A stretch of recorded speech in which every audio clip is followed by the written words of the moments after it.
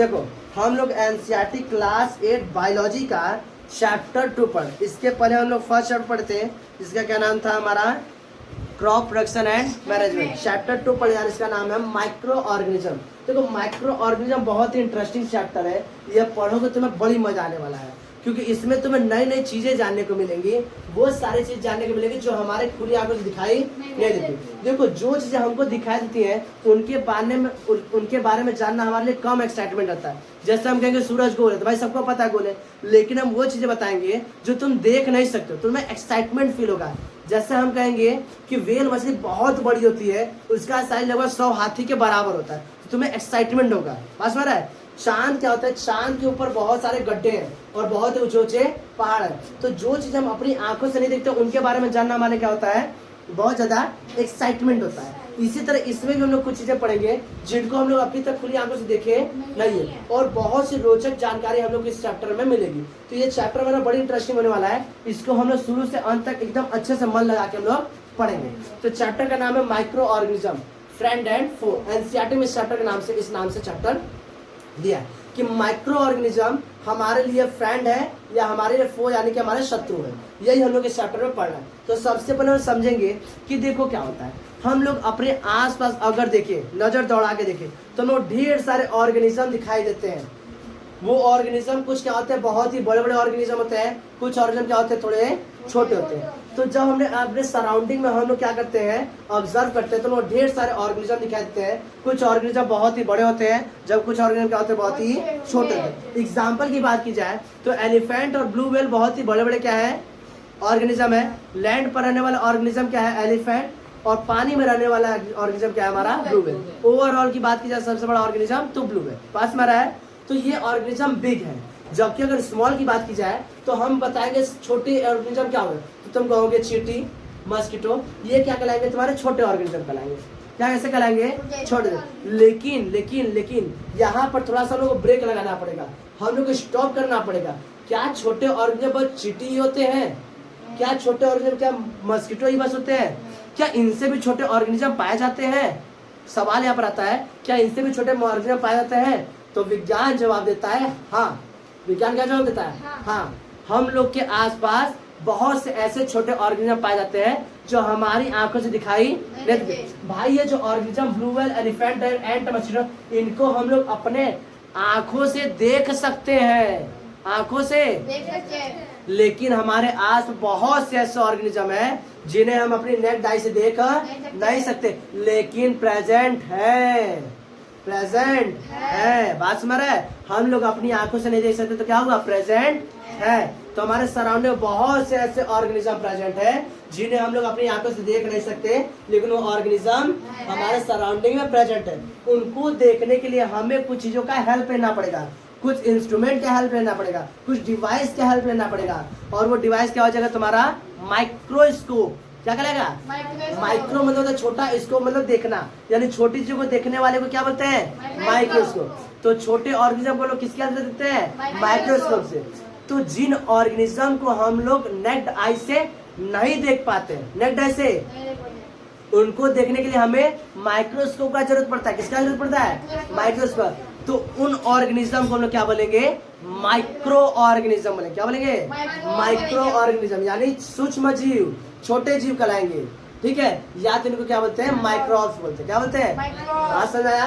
तो क्या बताओगे कि there are many organism present in surrounding, some are big while some are small. कुछ छोटे होते हैं और कुछ बड़े होते हैं। एग्जाम्पल की बात जब बिग होता है तो एलिफेंट, ब्लू व्हेल, ये बड़े हो गए, और स्मॉल की वजह से एंट एंड मस्कीटो।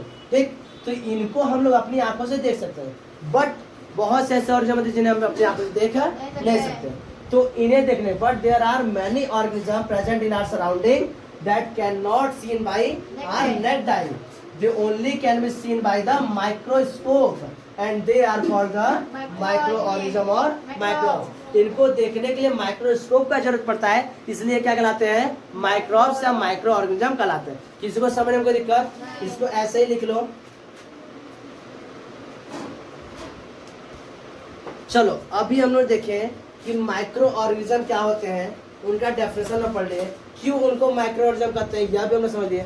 अब हम लोग पढ़ेंगे ग्रुप्स ऑफ माइक्रो ऑर्गेनिज्म। या माइक्रो ऑर्गेनिज्म के कितने अलग अलग क्लास होते हैं या कितने कैटेगरीज होते हैं। तो याद रखना माइक्रो ऑर्गेनिज्म को टोटल यानी मेजर 4 अलग अलग ग्रुप में क्लासिफाइड किया गया। कितने ग्रुप में? तो माइक्रो ऑर्गेनिज्म को 4 अलग अलग ग्रुप में क्या किया गया है? क्लासिफाइड किया गया। तो क्या बताओगे? There are 4 major groups of the micro organism. First bacteria, second fungi, third क्या बोला प्रोटोजोआ और फोर्थ एल्गी। इसमें ऐसा नहीं कि कौन फर्स्ट है, कौन सेकंड है, कौन थर्ड है, कौन फोर्थ है।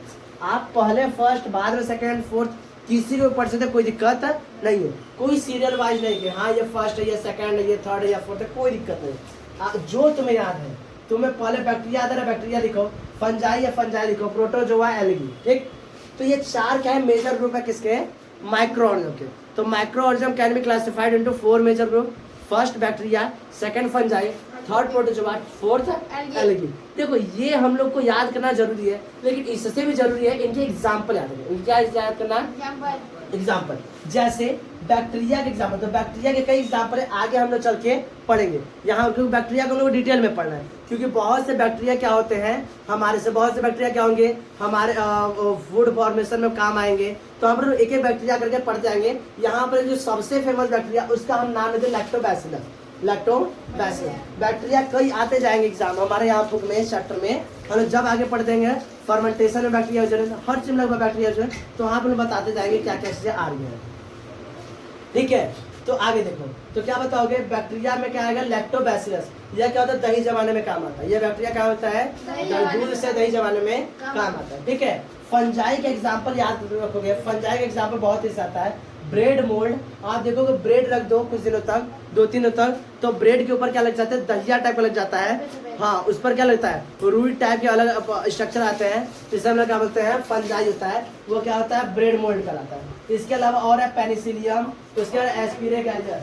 ठीक है, ये सभी क्या है? क्या है? एस्परगिलस। ये क्या हमारा? फंजाई है। इसके अलावा प्रोटोजोआ का एग्जाम्पल है अमीबा पैरामिसियम, ये फेमस है। पैरामिसियम क्या है? प्रोटोजोआ का एग्जांपल अमीबा एंड पैरामिसियम, ये मोस्ट इंपोर्टेंट है। एल्गी का क्या है? क्लैमिडोमोनास और स्पाइरोगारा। स्पाइरोगारा एक घास है। स्पाइरोगारा क्या होता है? एक घास होता है, इसकी वजह से खुजली होती है।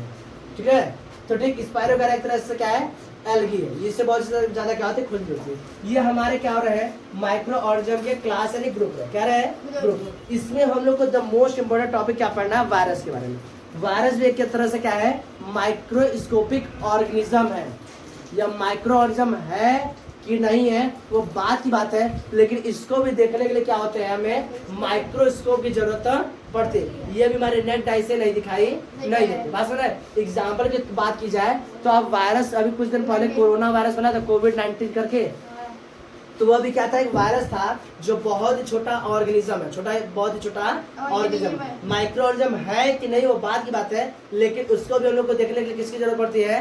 माइक्रोस्कोप की जरूरत पड़ती है। तो ये ग्रुप लिख लो और हेडिंग डालो नेक्स्ट वायरस। अब वायरस क्या होता है वो हम समझेंगे।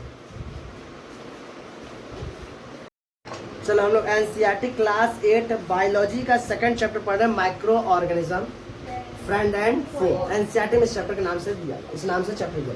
ठीक, तो उसमें कल हम लोग माइक्रो ऑर्गेनिज्म क्या होते हैं हम लोग देख चुके थे। माइक्रो ऑर्गेनिज्म के ग्रुप देख चुके थे। तो माइक्रो ऑर्गेनिज्म को मेजर 4 ग्रुप में क्लासिफाइड किया गया है। उसमें हम नेक्स्ट टॉपिक बोले थे कि वायरस के बारे में पढ़ना है। तो वायरस क्या होते हैं? वायरस भी कुछ ऐसे माइक्रो ऑर्गेनिज्म होते हैं जो हमारे नेक्ड आई से दिखाई नहीं देते। इनको भी देखने के लिए क्या होते हैं? हमें माइक्रोस्कोप की जरूरत पड़ती है। तो ऐसा क्या है जिसकी वजह से वायरस को माइक्रो ऑर्गेनिज्म के कैटेगरी में नहीं रखा गया है? तो हम लोग वही पढ़ेंगे। तो यहाँ पर 2 क्वेश्चन बन के आएंगे। एक तो व्हाट आर वायरसेस, वायरस क्या होता है ये पढ़ेंगे, और दूसरा क्वेश्चन पढ़ेंगे कि जो माइक्रो ऑर्गेनिज्म होते हैं उनके कैटेगरी में वायरस को क्यों नहीं रखा गया। ठीक, तो पहले हम वायरस समझ लेते हैं, उसके बाद हम बताएंगे क्यों इनको इसके ग्रुप में नहीं रखा गया। तो जितने भी माइक्रो ऑर्गेनिज्म होते हैं सब क्या होते हैं? लिविंग होते हैं। वो सब क्या होते हैं? लिविंग। उनके अंदर भी सेम फीचर होते हैं जैसे हमारे अंदर भी। बात यह है कि उनके अंदर सेलों की संख्या अलग होगी। भाई जैसे हम लोग खाना खाते हैं, पचाते हैं, सांस, वैसे उनके अंदर भी क्या होते हैं? प्रोसेस होते हैं। बस नंबर ऑफ सेल उनके अंदर अलग हो जाते हैं, हमारे अंदर अलग हो जाते हैं। तो उनके अंदर ऑर्गन भी अलग होते हैं, हमारे अंदर ऑर्गन भी अलग होते हैं। ठीक है, लेकिन बाकी सारी चीजें तो भाई लिविंग है तो लिविंग है। ठीक है, और लोग पढ़ते हैं वायरस कहते हैं। तो वायरसेज आर ऑल्सो माइक्रोस्कोपिक। पहला प्लान क्या आप समझोगे कि वायरस को भी देखने के लिए माइक्रोस्कोप की जरूरत पड़ती है। इसका मतलब भी वायरस भी क्या होते हैं, माइक्रोस्कोपिक होते हैं। क्या होते हैं, यानी देखने के लिए माइक्रोस्कोप की जरूरत पड़ती है। सही है। अगला लाइन क्या बताओगे, but they are different from the other microorganism. ये माइक्रोस्कोप से देखने की जरूरत पड़ती है, लेकिन ये कुछ अलग जो हम लोग अभी 4 कैटेगरी पढ़ के आए हैं माइक्रोऑर्गेनिज्म का, bacteria, fungi, algae and protozoa, इन सभी से यह वायरस क्या होता है, अलग होता है। क्या होता है, अलग होता है। कैसे अलग होता है, ध्यान देखो। तो क्या बताओगे कि बिकॉज, क्योंकि they only reproduce inside the host organism, यहीं पर क्या होता है, अलग हो जाता है। जैसे समझो, मान लेते हैं यह एक वायरस है, मान लेते क्या है, वायरस। ये इस तरह से अगर पड़ा हुआ है, इस तरह से पड़ा, मान लेते हैं इस पर यह वायरस पड़ा हुआ है, इस पर यह वायरस पड़ा हुआ है, तो अब यह रिप्रोड्यूस नहीं करेगा, अब यह लिविंग जैसा बिहेव नहीं करेगा, कुछ ही देर में ये डेथ हो जाएगा। क्या हो जाएगा, इसका डेथ हो जाएगा। लेकिन जैसे ये माइक्रो ऑर्गेनिज्म ह्यूमन बॉडी या होस्ट के अंदर जाएगा, किसके अंदर, होस्ट, वो होस्ट कोई भी हो सकता है, एनिमल हो सकता है, प्लांट हो सकता है, ह्यूमन हो सकता है, बैक्टीरिया, मतलब कुछ भी हो सकते हैं। उनके अंदर जैसे ये जाएगा, यह कैसा बिहेव करेगा, एज अ लिविंग। कैसा बिहेव करेगा, अभी यह नॉन लिविंग जैसा बिहेव कर रहा था, लेकिन जैसे ही होस्ट के अंदर जाता है कैसा बिहेव करेगा, लिविंग जैसा। और इनके अंदर रिप्रोडक्शन बहुत तेजी से होगा। क्या होगा, बात समझ रहा है। तो क्या बताओगे, बिकॉज दे ओनली रिप्रोड्यूस, यह कब रिप्रोड्यूस करेगा, जब ये होस्ट के अंदर जाएगा। होस्ट क्या क्या हो सकते हैं, तो होस्ट प्लांट भी हो सकते हैं, एनिमल भी हो सकते हैं, ह्यूमन भी हो सकते हैं, और बैक्टीरिया भी। बात समझ रहा है। वायरस क्या होते हैं, जो माइक्रो उनसे छोटे होते हैं, क्या होते हैं, बहुत ही छोटे होते हैं। ठीक है, तो इसलिए अब समझा, तो ऐसे तो नॉन लिविंग जैसा बिहेव करेगा, लेकिन जैसे ही होस्ट बॉडी में जाएगा कैसा बिहेव करेगा, एज अ लिविंग। कैसा बिहेव करेगा, as a living. Viruses are lies on the boundary of the living and non living. तो अभी तो साइंटिस्ट यही समझ रहे हैं कि भाई वायरस लिविंग है कि नॉन लिविंग है। पहले यह तो क्लियर हो, बाद में हम लोग लिविंग के कैटेगरी में रखेंगे। पहले यह तो क्लियर है कि लिविंग है कि नॉन लिविंग है। जैसे हम टेबल, यह टेबल क्या करें, इंसान कहलाएगा, नहीं, क्यों भाई, नॉन लिविंग है। क्या है, पहले भाई अगर माइक्रो ऑर्गेनिज्म कैटेगरी में तुम तब जाओगे जब तुम लिविंग कहलाओगे। तुम तो खुदे बाउंड्री पर खड़े हो कि इधर लिविंग है कि नॉन लिविंग है। तो वायरस तो बाउंड्री पर है कि आप लिविंग है कि नॉन लिविंग है। वायरस इस कंफ्यूजन हो गया, हमें लिविंग करना है कि नॉन लिविंग करना है जी। पहले ये कंफ्यूजन दूर करो। अगर वो लिविंग होगा तो माइक्रो ऑर्गेनिज्म कैटेगरी में जाएगा, और नहीं होगा तो भाई नॉन लिविंग है तो भाड़ में जाओ तुम, हमसे क्या मतलब।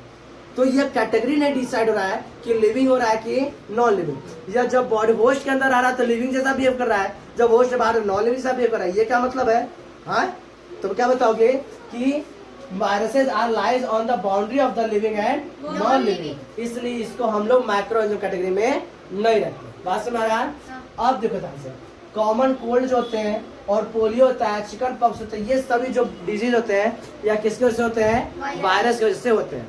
और भी कई डिजीज हम लोग पढ़ेंगे, जब हम लोग नॉन कम्युनिकेबल डिजीज पढ़ेंगे और कम्युनिकेबल डिजीज जब पढ़ेंगे तो वहां पर हम लोग बैक्टीरिया, फंजाई और भी जो वायरस की वजह से होने वाली बीमारियों के बारे में डिटेल में पढ़ेंगे। ये इतना किसके बारे में रहा, वायरस के बारे में। वायरस समझने में किसी को दिक्कत, वायरस क्या होता है समझ में आया, क्यों इसको माइक्रो ऑर्गेनिज्म कैटेगरी में नहीं रखते, ये भी समझ में आ गया। ये इसको लिख रखा।